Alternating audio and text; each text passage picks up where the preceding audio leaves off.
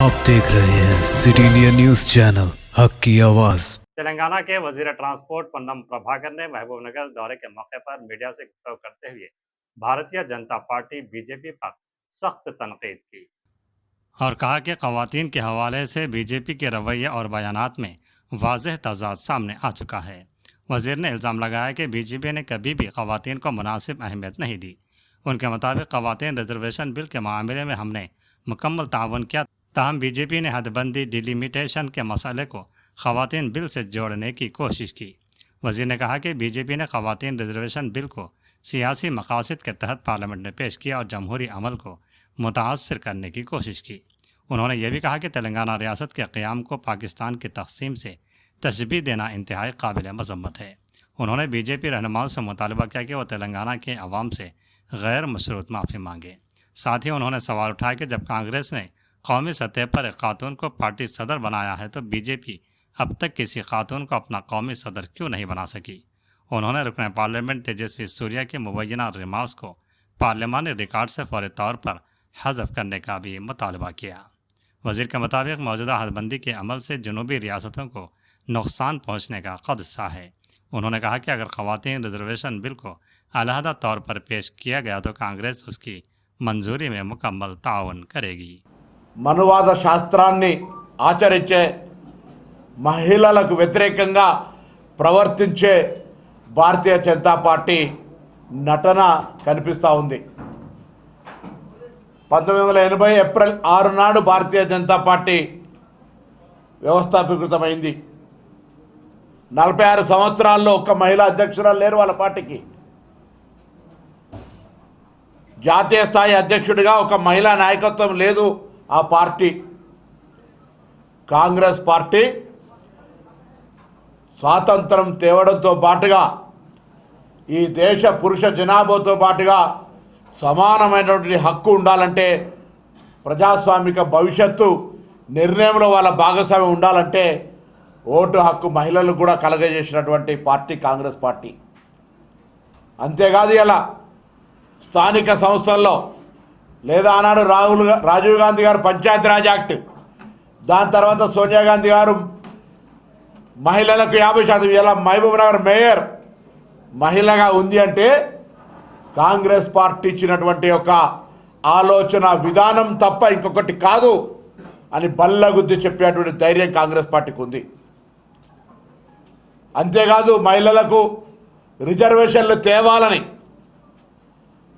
రాజ్యసభలో bill pass చేసి 2023లో లోక్సభలో పాస్ కావడానికి అన్ని విధాలా సహకరించినటువంటి పార్టీ కాంగ్రెస్ పార్టీ।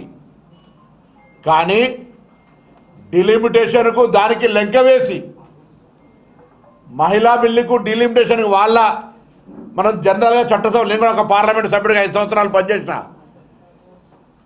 దేనికి ఏ బిల్లుకు అదే తెలంగాణ విభజన బిల్లు 2014, అట్లా ఏ బిల్ అయినా 371D కర్ణాటకలో ఉన్నటువంటి ఆనాటి హైదరాబాద్ రాష్ట్రంలో ఉన్నటువంటి జిల్లాలకు ఒక ప్రత్యేక ప్రతిపత్తి సపరేట్ బిల్లు, ఇవన్నీ 2/3 మెజారిటీ అవసరం ఉండేటువంటి సవరణలు ఇవన్నీ। వీటిని పార్లమెంటులో అన్ని వర్గాలుగా రాజకీయ ఏకాభిప్రాయం తీసుకొని వచ్చి పెట్టేటువంటి అంశాలు ఇవన్నీ। రాజకీయపరమైనటువంటి నియంతృత్వాన్ని ప్రదర్శించాలని సీట్లు ఏకపక్షంగా 815 ప్లస్ కేంద్ర పాలిత ప్రాంతాల్లో 850 సీట్లు పెంచుతూ దక్షిణ భారతదేశాన్ని బలహీనపరిచే విధంగా ఒక కాన్స్పిరసీ చేసేటువంటి ఒక ప్రయత్నం జరుగుతున్నప్పుడు ఇది దురదృష్టకరం। దానికి సంబంధించిన ఆ విధంగా పార్లమెంటులో చట్టాన్ని ప్రవేశపెట్టి దానికి అనుగుణంగా మళ్ళీ ఏదో మహిళల బిల్లును జోడించి ఇలా దేశవ్యాప్తంగా మహిళలకు ఏదో మోసం చేసిన మా స్థానిక పార్లమెంట్ సభ్యులు గారు కూడా నిన్న టీవీలో ఇంటర్వ్యూ చూస్తే ఆ తల్లి మంత్రి అయినా పార్లమెంట్ సభ్యులైనా కాంగ్రెస్ పార్టీ నాయకత్వం అంత ఎదగడానికి కారణమైనటువంటిది మహిళా నాయకులు ఎదగడానికి కాంగ్రెస్ పార్టీ కారణం నేనే వ్యక్తిగతంగా వారికి ఇష్టపడతలేను। కాంగ్రెస్ పార్టీ మహిళల పట్ల ఉన్నటువంటి సాధికారికత, అభివృద్ధికి సంబంధించినటువంటి నిర్ణయాలు మా పార్టీలో నేను చెప్తే 46 ఏళ్ళ పార్టీకి అధ్యక్షులు లేడు, మా పార్టీలో తరాలుగా అధ్యక్షురాళ్ళు మహిళలు ఉన్నటువంటి పార్టీ, ప్రధానమంత్రులు మహిళలు ఉన్నటువంటి పార్టీ, లోక్సభ స్పీకర్ మీరా కుమారి గారు ఉన్నటువంటి మహిళలు ఇచ్చినటువంటి పార్టీ, అనేక రాష్ట్రాల ముఖ్యమంత్రులు, గవర్నర్లు, ఇది కాంగ్రెస్ పార్టీ చరిత్రలో మహిళలకు అత్యంత ప్రాధాన్యత ఇచ్చిన పార్టీ మహిళా రిజర్వేషన్లు వ్యతిరేకం చేస్తుందా? స్థానిక సంస్థలు 50% ఇచ్చిన పార్టీ ఇయ్యాలని అడుగుతాను. రాహుల్ గాంధీ గారు ఒకటే మాట చెప్తా ఉన్నారు, మా డిమాండ్లు రెండే. ఇప్పుడున్న 543 సీట్లలో ఆల్రెడీ ఆమోదం పొందినటువంటి మహిళా బిల్లు ప్రకారంగా రిజర్వేషన్లు వచ్చే ఎన్నికల్లో అమలయ్యేటట్టుగా బిల్లు పెట్టండి, బేషరతుగా సపోర్ట్ చేస్తాం. Number 1 demand. నెంబర్ 2, మారుతున్న కాలానికి అనుగుణంగా కోటా, మహిళా కోటాలో sub quota SC ST BC ఉండాలి. అందరూ కూడా ప్రజాస్వామిక హక్కులో భాగస్వామ్యం కావాలి, మహిళల్లో కూడా ఉద్యోగంగా ఉండాలి అనేటువంటిది కాంగ్రెస్ పార్టీ స్టాండు, ఇండియా కూటమి స్టాండు. ఇది వదిలిపెట్టి అధికార మదం ఉందని, సంఖ్యా బలం ఉందని బిల్లును బుల్డోజ్ చేయాలని నేను ఒక బెంగాల్ లేడీ ఎంపీ మాట్లాడుతూ ఉంటుంటే అంటే వినడానికి చాలా నరేంద్ర మోడీ గారి ముఖం ఇట్లా పేలిపోయినది. మాట్లాడుతూ ఉంది, అలా ప్రజల మీద బుల్డోజర్ వచ్చారు, ఓట్ల పేరు ఓట్లు తీసేస్తారు, పార్లమెంట్లో మాట్లాడడానికి అవకాశం ఇచ్చి మాట్లాడుతుంటే ఇక్కడ కూడా బుల్డోజ్ చేస్తారు. పార్లమెంటు డెమోక్రసీకి వేదిక, ఈ దేశ ప్రజాస్వామ్యంలో అత్యున్నతమైనటువంటి ఫోరం ఏదైనా ఉంటుంటే పార్లమెంట్ మెంబర్గా గెలిచినప్పుడు మనకు లోక్సభ మెంబర్ అడిగారు, పీపుల్స్ హౌస్ రిప్రజెంటేటివ్ అని ఇస్తారు పత్రం. అటువంటి పీపుల్స్ హౌస్లో కూడా ప్రజాస్వామ్యాన్ని కాలరాసే విధంగా సంఖ్యాబలంతో దాని యొక్క చట్టాన్ని చేసే ప్రయత్నం చేస్తే ది గ్రేట్ ఆల్ ఇండియా కూటమి ఎంపీస్ కంగ్రాచులేషన్ చెప్తాను. ఇలా అన్డెమోక్రటిక్ను నడవనీయం, ప్రజాస్వామ్యానికి వేదిక ఇదని నిన్న బిల్లు విగిపోయింది. ఏమాత్రం ప్రజాస్వామిక విలువలున్నా, నైతిక బాధ్యత ఉన్నా ప్రభుత్వం రాజీనామా చేయాల్సిన అవసరం ఉంటుంది. ఇది ఆనవాయితీలు. బిల్లులు పాస్ కానప్పుడు అది నో కాన్ఫిడెన్స్ మోషన్ లాగా అక్కడ వాళ్లకు 54 ఓట్లు తక్కువ వచ్చినాయి నిన్న 2/3లో. So this is democracy. Number game మీదనే ఇలా దానికి సంబంధించినటువంటి ప్రభుత్వాలు పడిపోవడము, నిలబడడం జరుగుతుంది. వాజ్పేయి గారి ప్రభుత్వం కోడితోటి పోయింది.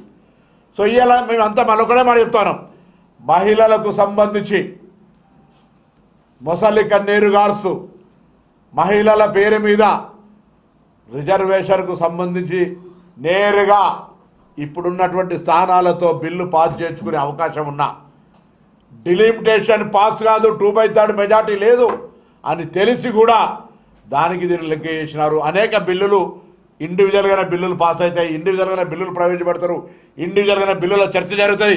ఈవెన్ శాసనసభలో ప్రతి బిల్లుకు దానికి సంబంధించిన yes as you say yes, there is no no అనేటువంటి విధంగా సవరణలతో సహా బిల్ పాస్ చేసుకునే హక్కు ఉంది. కానీ ఈరోజు తప్పకుండా ఈరోజు ప్రజాస్వామ్యంలో రాజకీయంగా నిరంకుశత్వంగా ప్రజాస్వామ్యాన్ని కూని చేసేటువంటి ప్రయత్నం జరుగుతుంటే మరొకసారి ప్రజాస్వామ్యం గెలిచింది, ప్రజాస్వామ్య విలువలకు పార్లమెంటు వేదిక అయింది, దాన్ని కూడా రాజకీయం చేసే ప్రయత్నం చేస్తూ ఉన్నారు.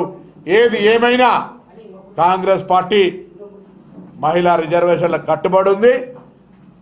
మా సోనియా గాంధీ గారు, రాహుల్ గాంధీ గారు, మల్లికార్జున ఖార్గే గారు కుండ బద్దలు కొట్టి చెప్తా ఉన్నారు, మీ మహిళా రిజర్వేషన్లకు వ్యతిరేకంగా యావత్ ఇండియా కూటమితో సహా. వాళ్ళే మొసలి కన్నీరు గారుతూ డిలిమిటేషన్ లెక్క చేసేసారు కాబట్టి ఇది ఫెయిల్ అయింది. దీని పేరు మీద ఇంకా రాజకీయం చేసే ప్రయత్నం చేస్తే ముఖ్యంగా ఆలోచన శక్తి కలిగిన తెలంగాణ మహిళలు, సాధికారత వైపు తీసుకువెళ్తున్నటువంటి తెలంగాణ మహిళలు, ప్రజాస్వామ్యాన్ని విశ్వసించేటువంటి తెలంగాణ ప్రజలు భారతీయ జనతా పార్టీ కుట్రలను తిప్పికొట్టమని చెప్తా ఉన్నా. ఇలా మీ అందరికీ తెలుసు, తెలంగాణ ఏర్పాటు ఒక దీర్ఘకాలిక ఆకాంక్ష. 1956లో మనం విలీనమైనప్పటి నుంచి కూడా మా గద్దు ఇది మేము వేరుంటామని కొట్లాడుతున్నటువంటి సాంప్రదాయం, మన తాత ముత్తాతల నుంచి వచ్చినటువంటి ఆకాంక్ష ఆ ఒక ఆశయం అది.